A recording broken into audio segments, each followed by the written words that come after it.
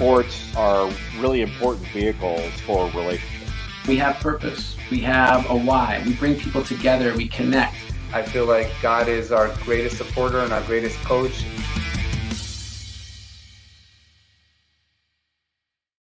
Welcome to Rabbi on the Sidelines. This is Rabbi Sherman from Sinai Temple in Los Angeles, where we speak about the intersection of sports and faith.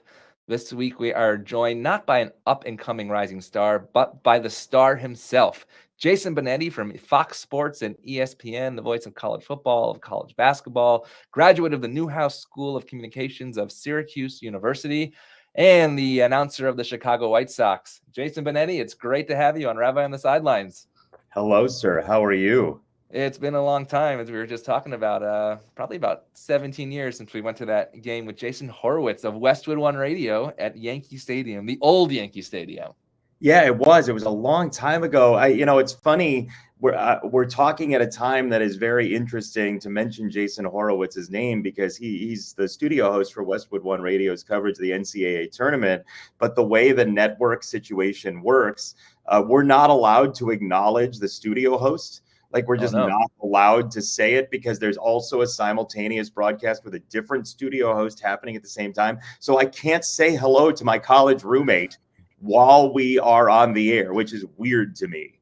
Well, the rabbi acknowledged the Jason and Jason Squared broadcast team, which I got to know many years ago when you guys were hanging around my hometown in Syracuse. So let's start with my hometown because huge news out of Syracuse, New York this past few weeks, Coach Jim Boeheim. So you were the director of really the sports radio, I believe it's WAER, 88.3 growing up. And tell me your, not relationship, but what you learned from the legend of Coach Boeheim as being a broadcaster, what to ask and sometimes what not to ask. Yeah, it's funny. You grow up at Syracuse University as a journalist and you learn very quickly about what types of questions actually work. The first one that doesn't is, have you thought about playing man-to-man? That's not ideal when you're talking to Jim Boeheim. Here's the thing. Jim Boeheim, well, he also taught me not to ask compound questions or questions that are too long or questions that aren't pointed because he was so good at finding the gap, finding the interstitial, finding the thing that he could jump in on and say, well, I wouldn't say exactly that, So I learned very quickly, be precise around Jim Boeheim. And I think that's a valuable lesson. I mean, I know things at the end were not as peachy as when they won the NCAA tournament 20 years ago, as we're sitting here now. But he was always great with me. He demanded things of people, which I appreciate. Sometimes he went a little bit farther than other people would, but that's life. That's what happens. He was a dedicated person to the university in so many ways and to his players. The way he defended Jerry McNamara when I was in school. I was there. I was at that tournament. Were you really? You were at the Garden? We wouldn't have won one game, my friend. That's right. That's right. With a word or two interspersed. That was my religious interpretation. That's right. That's right. I love it. But I think he's a wonderful coach. That 2003 run, that 2003 run, it was so great for the city and was so valuable for so many people and made so many memories for me and my friends in college. And I will always appreciate it. And so let's go to March Madness this year. You're in Des Moines, Iowa, doing some games. And so talk about that pointed discussion. You have a game, let's say Princeton, Arizona. You have a game like FDU over Purdue. When you're Andy Katz or when you're Jason Benetti and you have that moment to ask one of these guys, in that moment, what was that like? What is the question that comes to your mind? Is it preparation? I read that actually you never prepare. Not that you don't prepare, but that you don't write a scripted thing. How do you balance preparation within the moment? Yeah, it's interesting. It goes back to Syracuse. We all learned how to build boards, spotting boards at Syracuse University. What goes on a good spotting board? What prepares you for the game? And over time, I have realized that is step one. Step two is taking the context of what you learned from the preparation and applying it to that game. right? So I went to law school, and the place where law school really helped me is you learn the rule. So you have to memorize the rule and understand the rule, the statute, whatever it is. But in order to get an A on the test, you have to apply it to a fact pattern that the teacher creates, right? So it's not only I know the rule, well, how does it to apply here? Like, how do you put that on this situation? So I have my board, but over the course of time, I have gone less from, hey, I need to tell you this story about this moment, about this board. How does it go to this game? Because this is the one time that Arkansas and Kansas are going to play in 2023 in the round of 32. This is the one moment of that. So when we had Ricky Council IV come over, the Arkansas star from that game on Saturday, the first thing I asked him was something about his head coach having his shirt off. Yeah, like I saw that. in that moment, Eric Musselman just ripped his shirt off, and it was like, your coach has his shirt off. What's the deal? Was basically some version of the question, because that's what was happening right then. It wasn't, well, your brothers are named Ricky as well. What does that mean to you? It's, what am I seeing on the person's face? This is a human connection, right? And this is where sports becomes more global to me, is we're there for the intensity of the human reaction. I was in Worcester in 2005 when Syracuse lost to Vermont. Oh, please, Jason, please. I know. I know. Lauren Canaster, our mutual friend, has still not watched the game back. Like, he still has not watched TJ Sorrentine do what he did. Yeah. I know. I hate bringing up the names because it drives me insane. But I do know that feeling that I had inside, that I was never going to broadcast with my friends again. I was never going to have that moment where I'm in charge of this radio station again. It's all over in an instant. That has made me a better announcer, because I understand the visceral human relationship with the abrupt stopping point that sports provides so often. So I'm new in the broadcast world in terms of speaking to an audience that I can't see, right? When I'm speaking from a pulpit, I see the reactions. I understand. I think about the people that are going to walk into a sanctuary. But as you say in an interview, that you're speaking to an invisible audience. Who are you thinking about speaking to, and what goals do you want to get across to either the people that are watching, or maybe the people that aren't watching that might tune in tomorrow? Yeah, it was really hard when I was in the minors sometimes, and I'd do games alone. Yes. Because I legitimately would put pictures of friends of mine up on an iPad and I would turn and I would talk to them while I was doing the game alone. But now I'm really feeding off the energy of my analysts. I'm feeding off of the reaction of my analyst. I mean, we are an audience of one for each other, is the way I would put it. And so I need to have that human connection of, oh, they're reacting to that. Oh, what I just said kind of made them smirk a little bit. Did I say it wrong? There's one person representing the whole audience. And I think it's really interesting because we have to have a feel for a grander scale of person, but we're assuming that the person next to us is representative enough. That's hilarious that you say that, because one of those people who are perhaps representative of the other people are this guy. Tell me what you think about what your partner said. And this is my great friend, the true giant among us, a brilliant genius, one who's able to create beauty out of darkness. And your name? It's Jason Still. Okay, and so I'm Bill, and we're in California.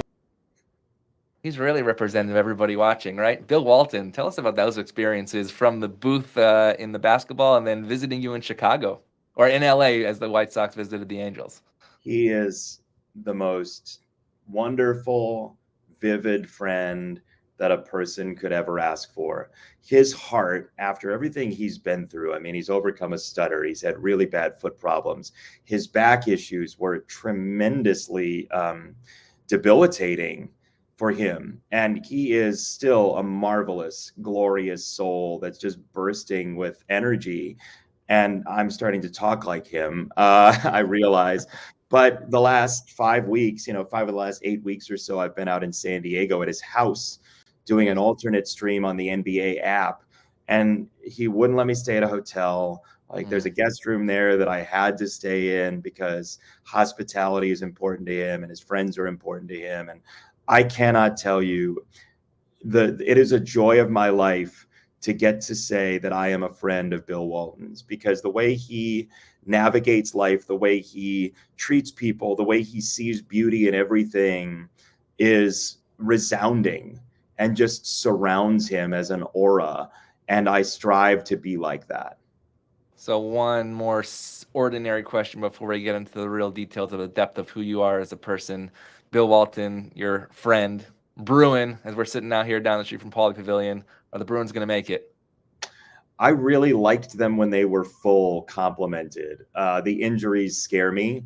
Gonzaga and Drew Timme scare me in the next round. He played out of his mind against TCU. I do think Mick Cronin is a phenomenal basketball coach. And he's a phenomenal leader, too. I mean, just his understanding of how to get energy and get human emotion out of people and trigger motivation and do it without being demeaning. I mean, I covered him a lot when he was at Cincinnati. I was doing the American Conference. And I think Mick Cronin is a top 5 coach in the country. I really do. Actually, I think he's jumping higher on the sidelines than Walton dunks right now. It's pretty insane to watch as I take my kids to Pauley Pavilion often. So interesting that you spoke about Bill Walton's challenges, specifically the physical challenges, when you yourself are somebody who said you used to hide behind the radio in order for people not to see of who perhaps you were in the depths of your soul. And I didn't know this until I really did some research about you, not the cerebral palsy aspect, but how you entered into broadcasting. So this is a little clip of how you entered from the tuba into the broadcast booth. Benetti's band director had the idea to put him behind a microphone to call the band's routines. That's how Jason Benetti became an announcer. They gave me a chance to sit behind a thing that I had no idea that I was going to love. Tim Anderson drills it to center. Smith back at the warning track. It is up and clanging off and back in. The fact that you chose that tuba of the confidence that you had, right? That I can do this. Where did that come from as a young boy who spent often a lot of times in hospital but said, I'm just going to be like everybody else? I think it was born out of a lack of confidence, oddly enough. I think that because it's not that I knew I could drag the tuba around, and I ended up needing like help to bring it home or like leave it at school. And there were always bureaucratic hurdles, like pragmatic hurdles to climb. I had a tuba for at school and one for at home. And like sometimes I would take it home over winter break or whatever it was. I just wanted people to know that I could do the biggest thing, because then everything else wasn't a question anymore. Like if I played the French horn, it'd be like, oh, well, he can carry the French horn, but could he really carry a tuba, right? Like it's basically like saying, well, you know, he can eat a cheeseburger, but could he eat this entire dinosaur? Probably not. Like I thought people were saying that about me, which like people didn't care that much, right? But I cared enough that I wanted people to not ask any questions about what my abilities were. So I picked the tuba, I guarantee you, in part because it was the largest one. And I simply just either wanted the challenge or wanted to say that I could do the thing that, you know, assumedly I couldn't. And if that band teacher did not put you behind the booth, where would you be today? I have no idea. I would be like a crossword creator or something like that. In my spare time, maybe I'd be a teacher. But I probably wouldn't be a teacher, because I promise you, if I didn't have that experience behind a microphone, I wouldn't have had the confidence that I have to navigate the world, because my ability to navigate the world is born out of my ability to communicate. And I trust myself to communicate because I'm doing it at a medium that I didn't trust myself to do before. So it was like the shallow end of the pool to start, because I was doing radio and nobody could see me. And then suddenly I would get into TV, and it just sort of happened that way. I mean, you know, our mutual friend Lauren said in a piece to Peter Sagal, the wonderful NPR host and host of Wait, Don't Tell Me. He said it was basically miserable to go out to do TV stand-ups with me when we were in college, because it would take me like 45 minutes to make it perfect because I was so worried about everything around it, not just how I looked, but like what I was saying. And it was all, if it's not exactly right, I'm going to implode. And that's just no way to live. And so you took transforming or transitioning from radio to TV, and now you really become an advocate. As you know a little bit about my story, I was a sibling of a young person with disabilities, and I was the advocate, but you yourself are the advocate. And one of those things that I found were these awkward moments aspects that you've done that really just are both humorous and truly deep and amazing. This is one of them, and I want to maybe you can share about why you decided to do this. Hi, I'm Jason Benetti, your friendly Chicago TV sports announcer, with Awkward Moments, brought to you by the Cerebral Palsy Foundation. Think about how many things we overlook in life. Like when you go down a street, 99% of what you see, you don't remember.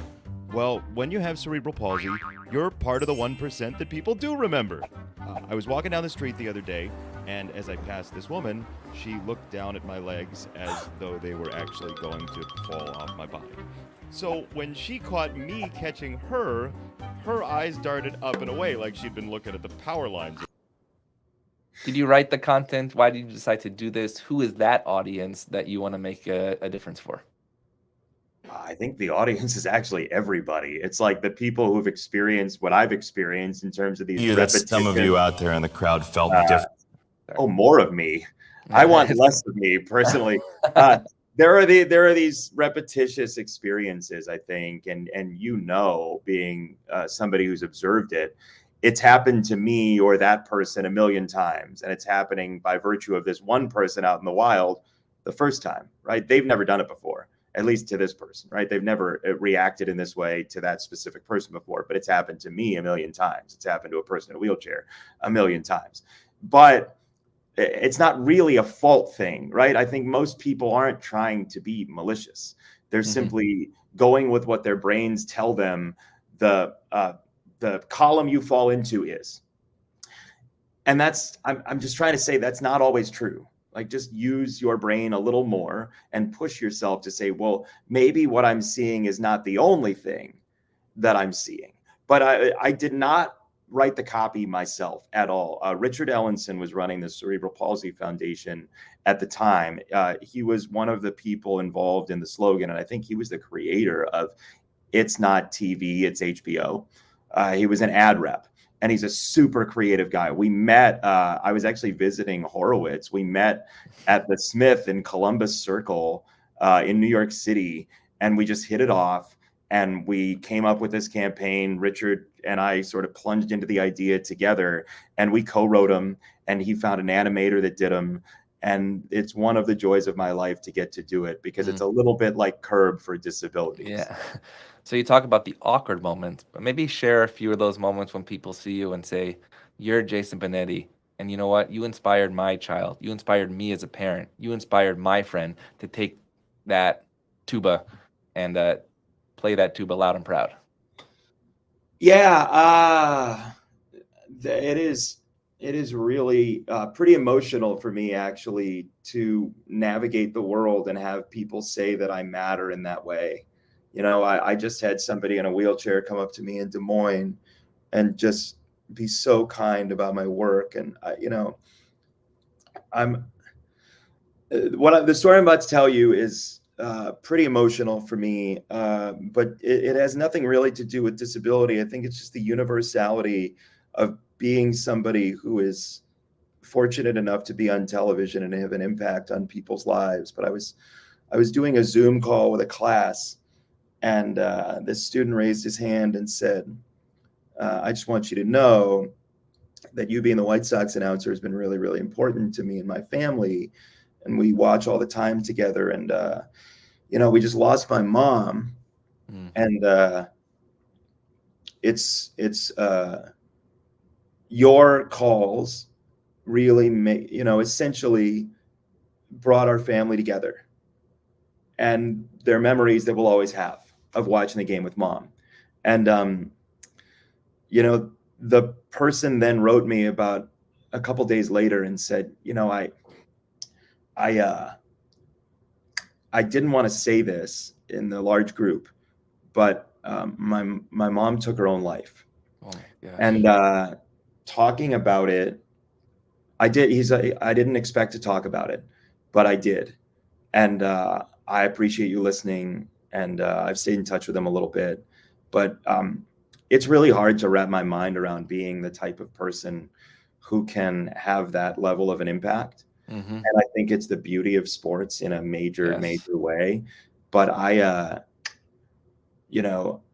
it took me about a month to really comprehend that, that somebody, and I know you have people telling you things a lot that are very deep and very important to them. And I have never really had that experience in that sort of visceral way by proxy, but it was extraordinarily touching. And it also made me realize that sometimes, when you're just a sports guy, right, there was a little self-loathing for me when I was younger, because I had friends who were in local government or writing for the Atlantic or doing things that were very civically motivated. And I was doing minor league baseball. And I have come to realize that over the course of time, fun becomes important. Yes. And having the ability to create a smile and having memories is a really important thing to the soul as well. And fun doesn't really get built into your day. You have to come upon it now. And I'm happy to be that stopping point for people. Actually, I'll share something, a teaching from our tradition in Hebrew. It says, mitzvah gadola liot besimcha tamid, which means in English, it is a commandment to always find joy at any time. And where we find that joy is often with you. I can tell you that get very proud when I tell my children, I know that guy. And not just your disability, but your ability to bring the game, to hear what you're seeing and relaying it to us as well. And in fact, this story that we shared as well just a couple of months ago, when I was talking to somebody who was living their last few days of their life and realizing that your partner in the Chicago White Sox booth made a difference on this man, and being able to connect that family with him. To me, that's where the F word of faith really comes in bonding these two ideas. So is there any faith in sports, whether you see on the field, in the booth, or in this intersection that we're speaking about here? It's interesting. Where I think faith intersects in a way that is the road less traveled is a little bit in the pushback to advanced statistics. And this might be a little bit of an end around here. It might be a little bit of a flea flicker, a play that takes a little while to develop. But I would say this, that everybody's afraid of just being a number, of having their feet in grooves and just moving forward in the world with corporate overlord telling them what to do, because they feel as though that their fate or their own ability to do something or their own destiny shouldn't be decided by something man-made. I think there's a little bit of that built in the, hey, don't just tell me that I'm just a number. Don't tell me this guy's WOBA. I mean, I did ESPN StatCast shows for years, and I love them, and I love the data, and I think it tells us so much about the human condition and who's good at what specifically defensively. They are marvelous, and I use them in a big way in my research. But I would say fans don't want to be overwhelmed with it, in part because they want to be the decider, or they want some higher power rather than numbers decide what they're going to do. So I believe the inability for people to comprehend themselves as just a number, as I, as an only child, very much struggle with, like I have to be somebody who gets attention, right? Because I'm an only child. But the end run of it, I think, in baseball is that we see people saying, I want to push back a little bit at that methodology, because I want to believe that people are capable of something beyond what the numbers suggest of them.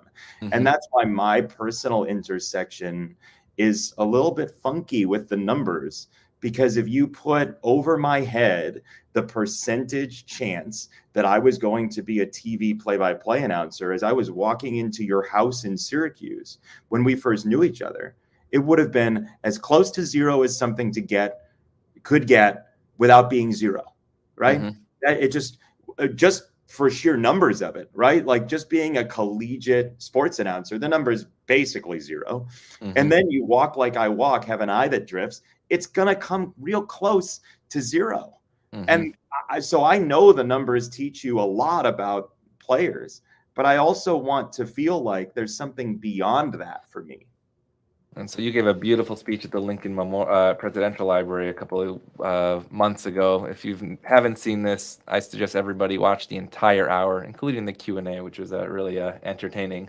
But this is what you said about really not just being a number, but emphasizing the differences that, in fact, bring us together.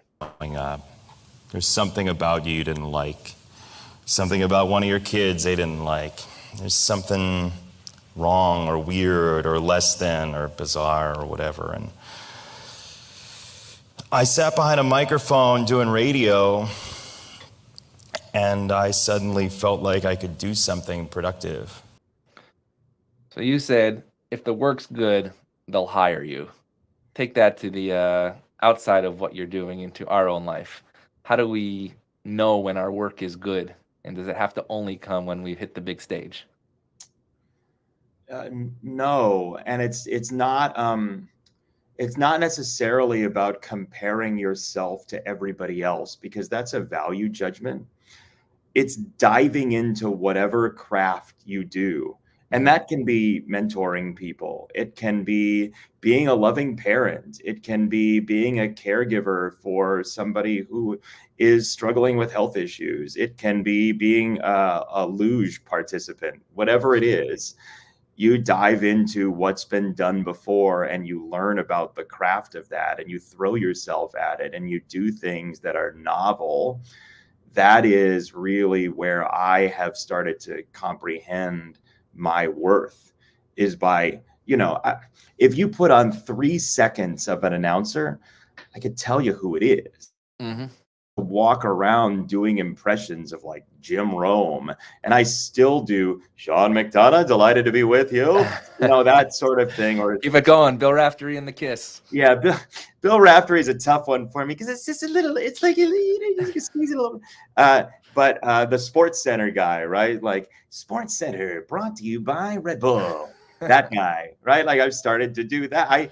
You have a Dick Vitale for us? I don't actually. I tend to do impressions of people who people don't do impressions of. I think it makes it easier for me because there's not like 9,000 people lining up to do a Sean McDonough impression, so it doesn't get compared as much. But I became a student sonically of people. And so I can tell you within 3 seconds who's doing the game. Does that really apply to life?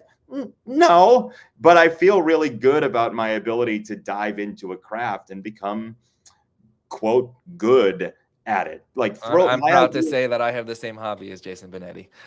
That's nice. Right? I mean, but you can tell if you watch enough sports, you start to hear voices and you're like, oh, I know for sure that's Nick Baugh. Oh, that's definitely Jimmy Dykes doing the game. I mean, we used to have people come over at midnight to watch the Mountain West Big Monday game. We all picked teams, and like we had all these rules about Mountain West Monday. It was great fun, but we also were listening very closely to Dave Pasch and Jimmy Dykes. Yep. Like we knew who was doing every game. And so you've done everything. You've basically reached the top of this career at such a young age. Where do you see yourself 5 years, both in the booth, but also outside of the booth, in helping, really bringing a little more gentleness to this sometimes difficult world? People are going to think I'm ridiculous, but I watched a lot of SNL as a kid, like a lot of Saturday Night Live. And I would love to like write a show at some point. Ken Levine has become a good friend of mine. Ken wrote for Cheers, one of the funniest people. My original guest and Sinai Temple member, the best. Ken is a fantastic human being. I love Ken Levine. And I have always wanted to, over the last 10, 15 years, to write something, pitch something, like do a show. That has always, over the last 15 years, appealed to me. and a friend of mine. So, that's something that I would like to do. I have a friend who I went to college with who was trying to convince me that like after a White Sox game one day on the road at like midnight, I should just go kick the tires on 10 minutes of stand up just to feel the nerves, just to see how bad I would be at it. Right. But I have always loved performance, and I didn't know it until I really got into it deeply. But nobody really, Marley Matlin has had a great career. RJ Mitty on Breaking Bad did a phenomenal turn as Walt Jr. But, people don't write a whole lot, and Micah Fowler on Speechless, but people don't write a whole lot of parts for people with disabilities. They just don't. Like I walk differently than people, so it's not like somebody's going to cast me in a show, and it's not like I have acting chops either, right? But I do love being around great performers. I do love watching The Voice, because I do think the idea of people hearing something sonically and saying, I want that, is basically what my career has been founded on. So that appeals to me. All of that appeals to me. Just back to the Ken Levine thing for 1 second. Obviously, you shared the booth at Syracuse Chiefs, as you probably know that. And when I met Ken through my rabbinic work here at Sinai Temple, we actually realized that we were neighbors when I was basically a 2-year-old. He lived 3 houses away on Kimber Road. No way, really? Yeah. That's amazing. And he was connected through Dave Cohen, my Little League coach, who was the broadcaster of the New York Yankees and MSG back in the 90s. Coney Island Dave Cohen was your Little League coach? Yeah, Coney Island Dave is one of the best. That's awesome. He's been great to me. Dave's amazing. And so I want to go back to the Chiefs for a second, and then I want to conclude with one last question. You're in the Chiefs broadcast booth by yourself, right? Putting up pictures of your friends. What did that lonely experience teach you to not just talk to yourself, but like how you have a monologue for 3 hours? And give me advice as a rabbi of, I call it sacred performance, standing on a stage and giving a message of faith and inspiration. How do I take your booth and put it into my booth? Wow, that is a whale of a question. I love that question. My first year, I'm going to sort of talk through my answer. My first year doing independent minor league baseball in 2005 with the Windy City Thunderbolts, not far from Chicago. I was talking about Gatorade. I had a Gatorade that was Gatorade Fruit Punch plus berry. And I did half an inning about why berry just isn't included in Fruit Punch. Like, it's a fruit that should be part of the punch. Right. And I had multiple people say, I don't know what in the world you were talking about, but it was funny.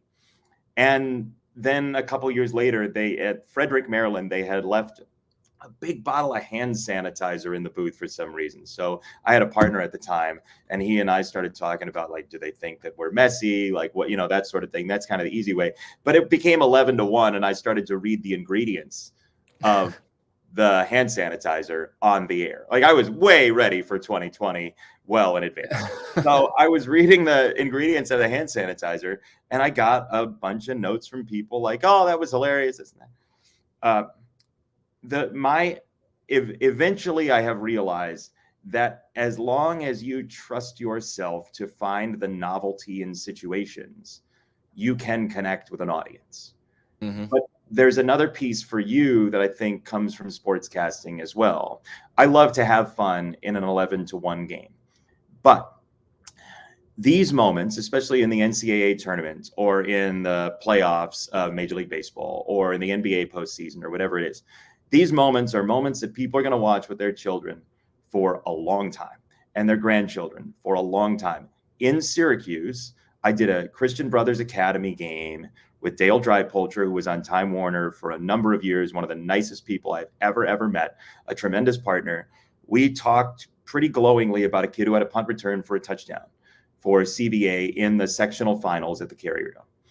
And he deserved it.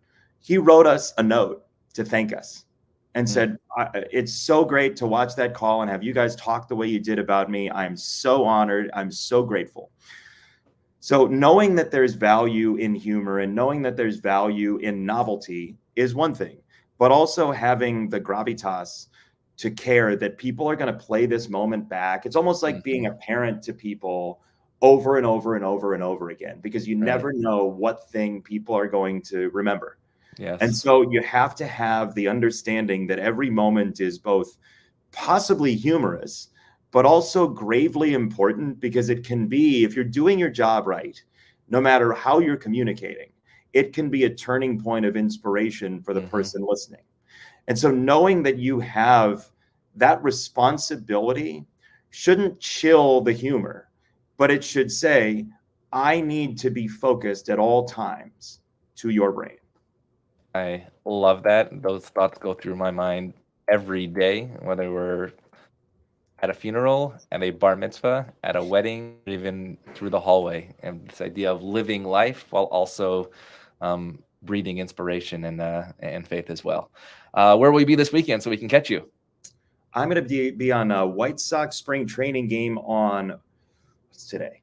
On Thursday. We got a White Sox game on Thursday. And then actually, I am going on vacation for 4 days before the White Sox season starts. Amazing. Well, it is well deserved. And Jason, it's been a long time coming, and I'm just very grateful for this moment to have really deep conversation outside of the booth and from heart to soul. Jason Benetti, ESPN, Fox Sports, Newhouse School of Communications, and Jason, as we like to say in our tradition, a mensch, just simply a great, good guy. Jason, it's great to see you on Rabbi on the Sidelines. Thank you so much. And can I say before I go, by virtue of my job, I do a bunch of interviews, and this has been so joyous because your questions are about life, and that's what we're doing this for. So I would tell anybody that you ask to come on this show to do it, because they might actually learn something about themselves too. It's very cool. This was great fun. Thank you, Jason. Well, see you in LA, and looking forward to speaking soon. Sounds good.